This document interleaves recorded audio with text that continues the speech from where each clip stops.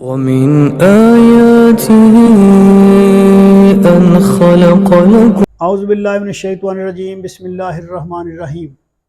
معذور آدمی کن کے گھروں میں کھانا کھا سکتا ہے؟ وہ کون سے ایسے رشتہ دار ہیں جن کے ہاں وہ جا سکتا ہے اور وہاں جا کے کھانا کھا سکتا ہے؟ کسی کو کوئی اعتراض نہیں ہو سکتا۔ سورۃ نور آیات نمبر 58 تا 61، 58 to 61۔ معذور اشخاص، اندھا، لنگڑا اور مریض، ان سب کے گھروں میں کھانا کھا سکتے ہیں جن کا ذکر سورۃ نور میں کیا گیا ہے۔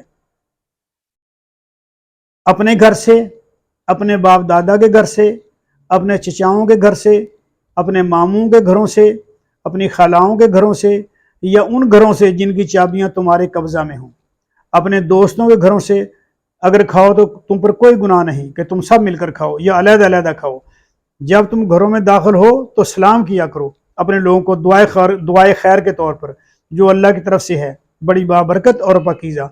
اس طرح کھول کھول کر بیان کرتا ہے اللہ تمہارے لیے اپنے احکام، تاکہ سمجھ بوجھ یعنی عقل سے کام لو، کہ جب گھروں میں جاؤ، اپنے بھی گھر میں جاؤ تو جا کے سلام کرو، کیونکہ یہ بہت برکت والی دعا ہے اور پاکیزہ ہے اور بہت بابرکت ہے۔ اس لیے جہاں بھی جاؤ کھانا کھانے کے لیے سلام ضرور کرو۔